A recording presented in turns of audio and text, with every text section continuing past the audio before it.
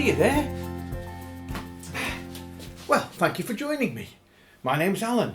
I'm a storyteller, and today I'm going to tell you a story about my city of Stoke-on-Trent. Not the whole city, one little part of it called Tunstall. Tunstall is the northernmost town of the cities. Its name comes from Tun, or Tun, which means town, and Stull, or stall, which means elevated or raised. So it's the high town, and that's where it came from. It wasn't a town then, it was a village, but nonetheless, this is where we are. There's some very famous people from Tunstall. If you know anything about the pottery industry in my wonderful city, you'll know that a lady called Clarice Cliff was a wonderful designer back in the 1920s. It was called bizarre. Very strange. Art Deco, very, very popular. And if you've got any, or perhaps your grandma, it's worth a lot of money. Shh. Be nice, they might leave it to you. There was another great designer called Susie Cooper. She also came from Tunstall. And another lady, wow, who was a music hall singer in the early part of the 20th century. Her name was Gertie Guitarner. And there's a Guitarner Street in Hanley named after her. But today's story is about none of those ladies, famous though they are, and well worth having a look at if you want to look in your library about them. Today's story, well, it came from something that happened last year. I was walking through Victoria Park in Tunstall, a beautiful park. If you get a chance to go, please visit, it's wonderful. And a young man came up to me, he's in his 20s or so, and he said, "My granddad wants to meet you." I said, "Well, it's very kind of him, I don't know who he is." He said, "You're the storyteller." I said, "Yes, I am." He says, "Come with me." And we went into the cafe. It's a very nice cafe, and they do oatcakes, which is lovely. I went in, and the very, very old, I'm old, but my goodness, this gentleman was really, really old. And this young man said, "Grandad, here's the storyteller." And he looked up at me through wizened eyes and said, "Aye, so it is. Sit thee down, lad." I sat down. I said, "Can I have a cup of tea, please?" And the waitress got me a cup of tea. "Aye, so you're telling stories?" "I am. That's what I do for a living. I like them." "I've got a story for thee." "Oh, have you? Oh, that's wonderful, because I like to hear new stories." "Aye, story about Tunstall." "Even better," I said. "Aye, Tunstall Pirate." "The what?" "The Tunstall Pirate." I said, "I'm really sorry. I don't mean to be rude, but we don't have pirates in Stoke-on-Trent. The River Trent barely holds a dinghy, never mind a big pirate ship." "Aye, that's what you think. That's what they've told thee. But I'm telling you now, Tunstall Pirate." "Really?" "Aye, 1794. The town hall. Willie the Wild One."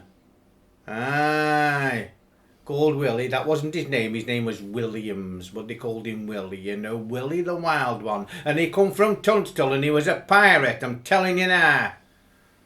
"Well, I'd like to believe you, sir. Thank you very much. It's well worth the research." "Aye, you do the research, lad. Aye, aye." "Grandad, it's time to go. We've got to have lunch." "So we have. I'm getting hungry." "Well, it was nice to meet thee, lad. Remember, Willie the Wild One, Tunstall Pirate, 1794. And he went away, and I never saw him again. But I thought, you know what, I'm going to have a look. So I finished my cup of tea and my oatcake. And I went and I wandered into Tunstall, and I went to the library. Now, if you've never been to Tunstall Library, you must go. It's an absolutely gorgeous building. Nice steps up, there's a ramp. The old swimming pool's at the back. Now, unfortunately, the swimming pool's closed now, but it's still a lovely building. And the staff in the library are so helpful, really good. But they couldn't help me. They never heard of Tunstall Pirates or Willie the Wild One.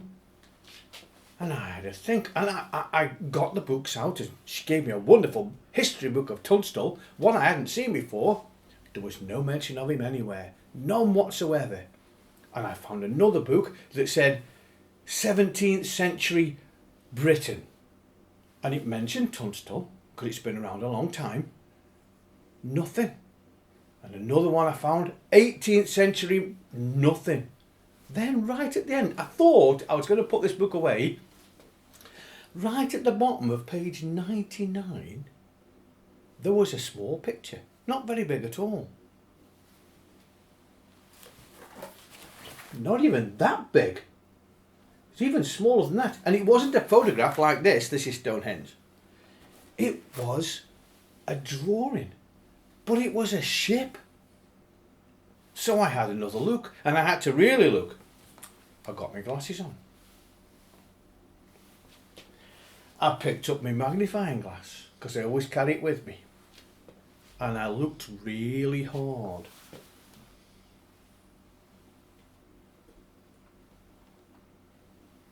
And you know, just behind the ship there was a cliff. And on that cliff there were some tiny, tiny, tiny people. I mean, tiny in the drawing. But at the front of the ship you could see the name. And the name was Terror of Tunstall. Well, that piqued my interest, I can tell you. So I looked for some more, and I went on the old interweb. And I searched for Terror of Tunstall. And do you know what? It was a pirate ship. And the person who was the captain of that pirate ship was Willie the Wild One. Now, he was called Willie the Wild One for a whole host of reasons, apparently, not least of which because his hair was all over the place like this, and he had a really scruffy, dirty beard, and his hat, his hat was something else. His hat was tri-cornered, like they normally have it, but it was blue on one side, green on the other, and yellow in the middle. I've got no idea why, but he had these mad eyes. Wild eyes. And he would pinch his face when he attacked you like this. Make his face all red. And he would go, Crikey, I frightened myself then. Whew, I tell you. And what happened was, nobody quite sure where he got the idea from. But there was another ship, and it was a ship that carried a lot of treasure. And he attacked this ship somewhere in the Atlantic. But he only stole one item. He didn't take all the treasure, he didn't take everybody's pocket watches and jewellery or money. He didn't even sink the ship. He took one treasure. And it was taken, it said very clearly, 1794. Now remember, that gentleman who saw me in the park, he told me 1794. And I thought, think. What's going on in 1794? And I couldn't think and I couldn't remember. So I went back again to the library. I went on the old interweb again. Do you know what? Tunstall has a beautiful town hall. Another wonderful building if you get a chance to see it. But it used to have a second town hall. They weren't together, but the one that was there previously is now where the clock tower stands. Now apparently that was demolished in 1890 something. So it was built a long time before, hundreds of years before. And apparently when it was built, people were kicked off the land so that they could build this wonderful building. And it turns out that the Williams family was part of that group of people who were kicked off the land. So Willie the Wild One, he was one of the children. And it turns out, he was very angry. So I would be angry. You would be angry. He left. He left and planned his revenge. Apparently it took him a long time. But when he planned his revenge, wow, What a revenge. Now I told you he only stole one treasure. At the time, just in Burslem up the road from Tunstall was a factory, the Royal Dalton factory. And in there was a wonderful jug, about yay big, with the Tunstall coat of arms on the side and a big handle. And that's the treasure he stole. We're not quite sure how Willie the Wild One met his end, but we do know that many, many, many years later there was a storm in the Caribbean.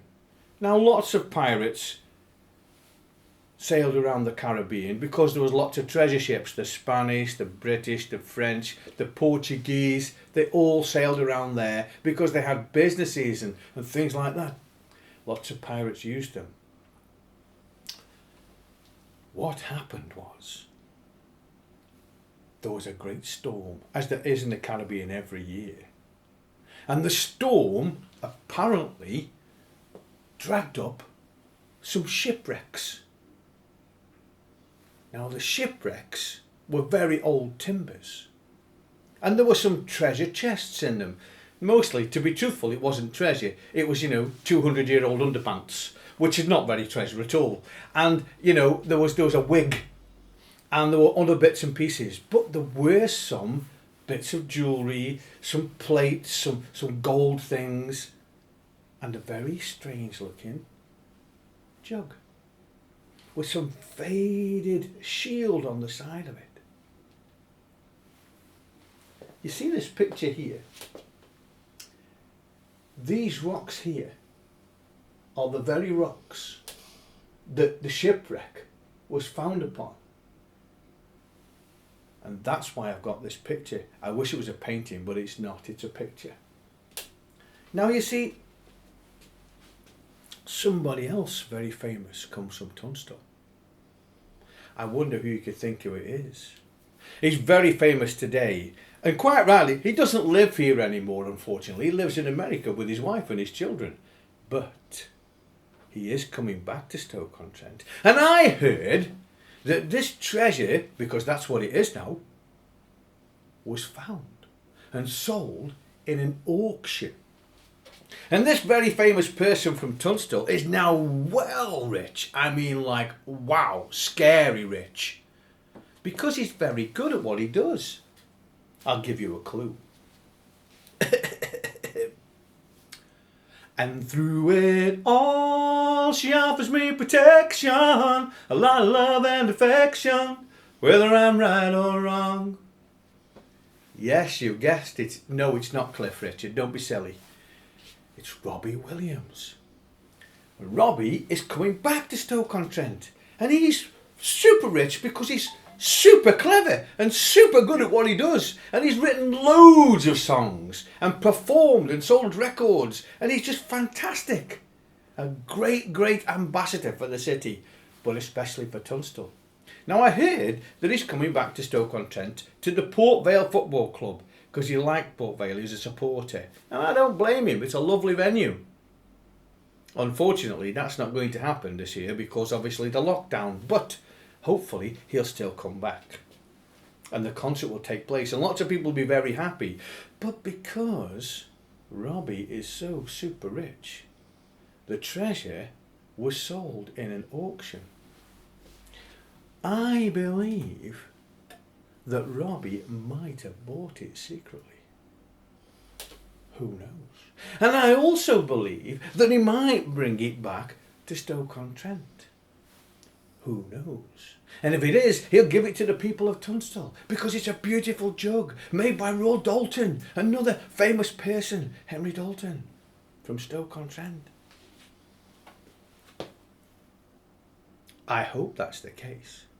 And I hope that if you get a chance to walk around Longton and see some of the buildings that I've described, and certainly go to the park, which is a wonderful park, that you'll think about my story. I'd like to think that he will come back. I'd like to think that he bought it in that auction. I'd like to think that he's going to bring it back to Stoke-on-Trent. I'd like to think I'm going to get a ticket for his concert. I'd like to think that I've made you think. And I'd like to think that you've enjoyed the story. Thank you for listening.